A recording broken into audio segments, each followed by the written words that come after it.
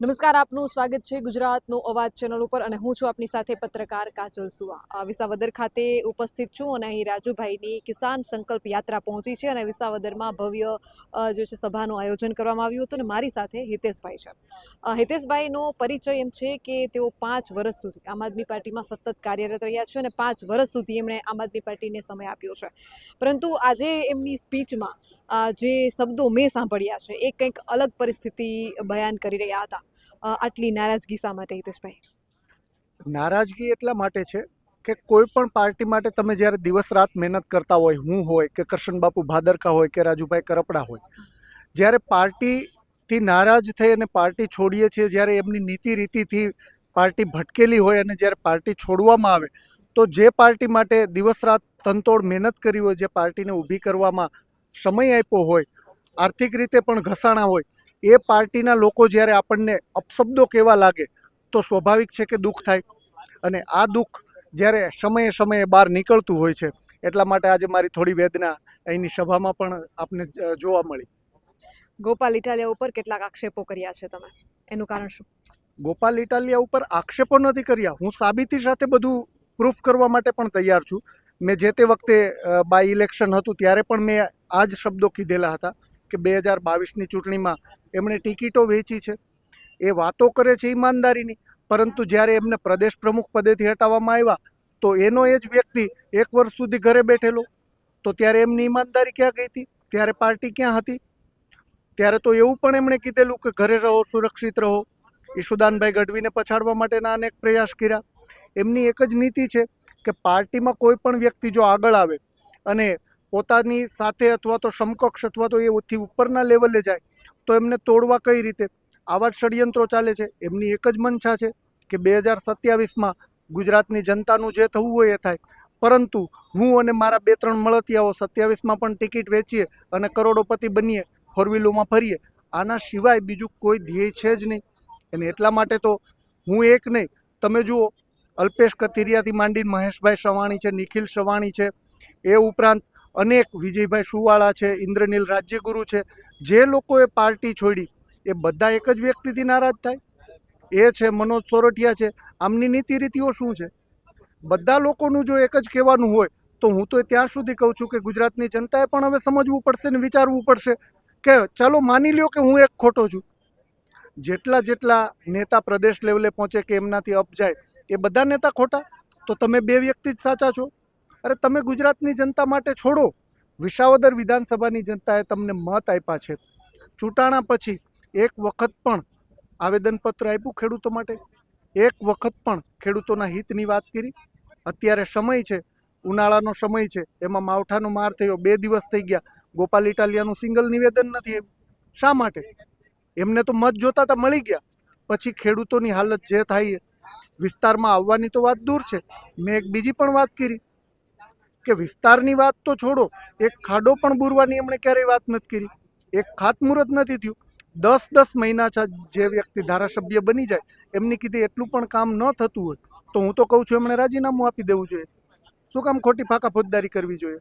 તો શું ગુજરાતના અન્ય જે વિધાનસભાની બેઠકો છે, અન્ય જિલ્લાઓ છે, ત્યાં કામ થાય છે? ત્યાં રોડ રસ્તાઓ બરાબર છે? બિલકુલ થાય છે ને. હું એમ નથી કહેતો કે બધી જગ્યાએ થાય છે. અને થાય ન થાય, માની લો કે પોતે વિરોધ પક્ષમાં છે, કદાચ ન થાય, પરંતુ 10 મહિનામાં એક કામ તો થવું જોઈએ ને. એક કામ તો ગણીને બતાવે. હું એમ નથી કહેતો કે ભાઈ કોઈ વિષ્ણુ ભગવાનનો અવતાર છે ને હાથ આશીર્વાદ આપશે ને તરત બધું સારું થઈ જશે, પરંતુ એઝ અ ધારાસભ્ય, એઝ અ એમએલએ તમે એક કામ જો ન કરાવી શકતા હોય તો દુઃખ સાથે કહેવું પડે કે જનતાથી મોટામાં મોટી ભૂલ થઈ ગઈ. તમને ચૂંટીને શું ફાયદો કર્યો? તમે રીલ્સ બનાવો, સોશિયલ મીડિયામાં તમારા પાગ્યાઓ બીજાને ગાળું આપે, એના સિવાય બીજું તમારી પાસે કામ શું છે? કામ તો તમે કરી શકતા નથી. તમે જ વાતો કરતા હતા, એમણે જ વચનો આપ્યા હતા કે અધિકારીઓ શું કામ ન કરે, વિરોધ પક્ષમાં હોય તો પણ કામ થાય, આમ છે તેમ છે. તો અત્યારે અધિકારીઓને તો તમે પણ જોયું હશે કદાચ, વિસાવદર પોલીસ સ્ટેશનમાં પીઆઈ મેડમને પગે લાગતા હતા. તમે એમ કહો કે હું અધિકારીઓને સીધા કરી દઈશ ને તમે પગે લાગો, તો તમે સાચા કઈ રીતે? તો તમારે પગે લાગવું પડતું હોય તો એનો મતલબ એમ છે કે તમારું કોઈ સાંભળતું નથી. અને મેં હમણાં પણ વાત કરી કે એમણે વચન આપ્યું હતું કે હું વિસાવદર વિધાનસભામાં રહેવા આવીશ. અરે બીજા અધિકારીઓ માને કે ન માને, એક ઘરવાળીને મનાવી લ્યો ને, એ રૂમ ચાલુ કરી દો ભાઈ. અ, રાજકારણમાં મહિલાઓને લઈને આ રીતે સ્ટેટમેન્ટ આપવું તમને યોગ્ય લાગે છે? સ્ટેટમેન્ટ આપવું એટલા માટે યોગ્ય લાગે છે કે એમણે કોઈ હદ બાકી નથી રાખી અમારા સુધી તમારા બોલવા. તમારા શબ્દો લાઈન એ હતી કે તમારી ઘરવાળી તમારું નથી માનતા. બિલકુલ સાચું કહું છું. કારણ કે જો માનતા હોય તો પોતે વચન આપેલું હોય એ વચન પ્રમાણે એમને અહીંયા વિસાવદરની વિધાનસભાની અંદર રહેવા આવવું જોઈએ. પણ વિસાવદરની આમાં જનતા મહિલાઓને શા માટે આવરવામાં આવે છે? ધારાસભ્ય હું પોતે છે. હું મહિલાના વિરોધમાં કંઈ વાત નથી કરતો, પરંતુ હું એમને એ કહેવા માંગુ છું કે તમે અધિકારીઓને સીધા કરવાની વાત કરતા હતા, તો અધિકારીઓ તો તમારું માનતા નથી, તો તમે અત્યાર સુધી આ ફાકા ફોજદારી શું કામ કરી? મહિલાના વિરોધની મારી એક પણ વાત નથી, કે એમને દુઃખ લાગે કે અપમાન થાય એવી પણ મારી વાત નથી. મારી વાત સીધી જ છે કે ભાઈ તમે અહીંયા આવો, વિસાવદરની જનતાને જે તમે વચનો આપ્યા છે એ પૂરા કરવાના ભાગરૂપે તમે અહીંયા રહેવા આવો. કારણ કે તમે અહીંયા જ્યાં સુધી નહીં રહ્યો ત્યાં સુધી આ જનતાની શું પીડા છે, શું વેદના છે, એ તમને ક્યાં રીતે ખબર પડશે? તમે વેદનાની ડાયરી લખી હતી, ક્યાં ડાયરી? અને હકીકતની વાત તો એ હોય કે જેણે વેદના છે ને એ લખવી ન પડે, અને જે લખી હોય ને એ વેદના ન કહેવાય. તમે ને હું બે સમજી શકીએ કે વેદના છે એ અનુભવાય. એક ખેડૂતના ઘરે મેં જન્મ લીધો છે, ખેડૂતની શું પીડા છે, શું વેદના છે એ હું સારી રીતે સમજી શકું છું. અત્યારે માવઠાનો માર પીડ્યો, 2 દિવસ થઈ ગયા, ધારાસભ્યનું એક સ્ટેટમેન્ટ ના આવી શકે તો એ શું આપણા માટે કરી શકે? જો એક સ્ટેટમેન્ટ આવતા માટે પણ એને ગભરાવવું પડતું હોય તો એ લોકોનું શું કામ કરી શકશે? વિસાવદરમાં ગોપાલભાઈ આવે છે એવી રીલ્સો પણ આપણે જોઈ છે. વિધાનસભા બતાવવા માટે એના લોકોને લઈ જાય છે, તો એમના પ્રશ્નો તો સાંભળતા હશે ને.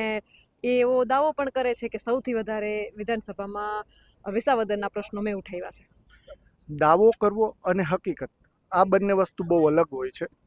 દાવો તો હું પણ કરી શકું, દાવો તો કોઈ પણ વ્યક્તિ કરી શકે, પણ ગ્રાઉન્ડ રિયાલિટી આવે મારી સામે ડિબેટ કરવા. વિસાવદરની વિધાનસભાની જનતા માટે એમણે એક કામ કર્યું હોય કે એક ખાતમુહૂર્ત કર્યું હોય, એમની રીલ્સ, ચાલો એ રીલ્સ જેવી છે, સોશિયલ મીડિયા જેવી છે, મને સોશિયલ મીડિયામાં તો એક રીલ બતાવે કે આ રહી મારી રીલ, મેં અહીંયા ખાતમુહૂર્ત કર્યું, આ કામ મેં મારી ભલામણથી સરકાર પાસેથી મંજૂર કરાવ્યું.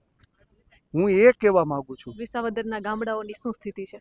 વિસાવદરના ગામડાઓની સ્થિતિ અત્યારે ખૂબ જ ખરાબ છે. કારણ કે તમે પણ જાણો છો અત્યારે મોસમનો સમય છે, એક બાજુ ખેડૂતોની જણસી તૈયાર હતી અને એમાં માવઠાનો માર પીડ્યો છે. માવઠાના હિસાબે ખેડૂતોની જે હાથમાં આવેલો કોળિયો છે એ છીનવાઈ ગયો છે. એ ઉપરાંત અત્યારે હવે ઉનાળાનો સમય નજીક આવશે તો જે પાણી નર્મદાના અહીંયા પહોંચવા જોઈએ એના માટે પણ હજી કંઈ પ્રોસિજર કરવામાં નથી આવી. ખેડૂતોને પાણીની પણ તંગી છે. એક બાજુ જ્યારે માવઠાનો કુદરતી માર પડતો હોય ત્યારે સરકારમાં એમની ભલામણ કરી અને એમના વળતરની પણ માંગ કરવી જોઈએ.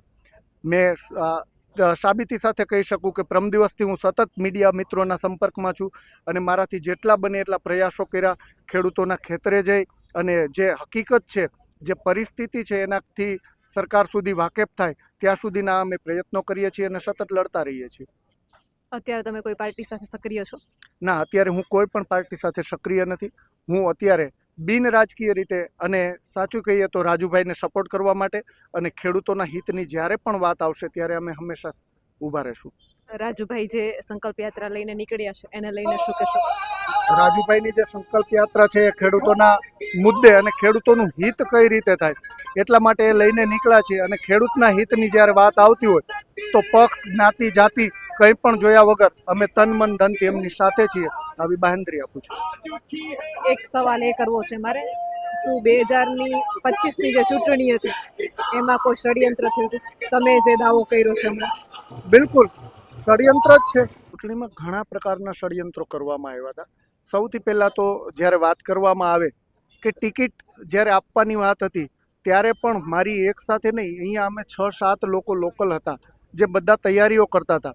ત્યારે પણ એવું જ કહેવામાં આવ્યું હતું, ઉપર લેવલથી, દિલ્હીથી, પ્રદેશ લેવલ, અહીંયા ગુજરાતથી પણ એવું કહેવામાં આવ્યું હતું કે કોઈ પણ લોકલ ઉમેદવારને આપણે ટિકિટ આપવામાં આવશે.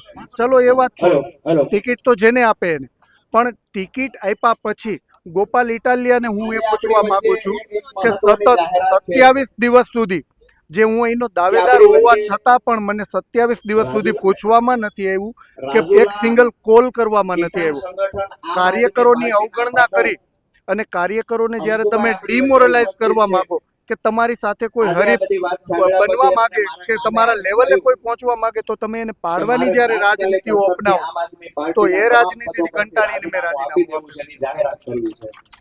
અને ગુજરાતની જનતા ખાસ કરીને મીડિયા અને વિસાવદરની જનતા ગોપાલ ગોપાલ કરે છે, પણ તમારું સ્ટેટમેન્ટ કંઈક અલગ છે.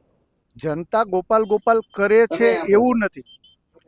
જનતા છે એ અહીંયા અત્યારે સાયલેન્ટ હાલતમાં છે અને એ આવનારી તાલુકા જિલ્લા પંચાયતમાં બતાવી દેશે. જે ગોપાલ ગોપાલ કરે છે એ એમના ભાડુથી સોશિયલ મીડિયાના માણસો કરે છે. હું તમને વચ્ચે ગઈકાલે મેં સિરવાડિયા ગામની મુલાકાત લીધી હતી. ત્યાં ઓટલા ઉપર કેટલાક વડીલો બેઠા હતા, એમને પૂછ્યું તો એ બધા કહે છે ગોપાલભાઈનું કામ સારું છે.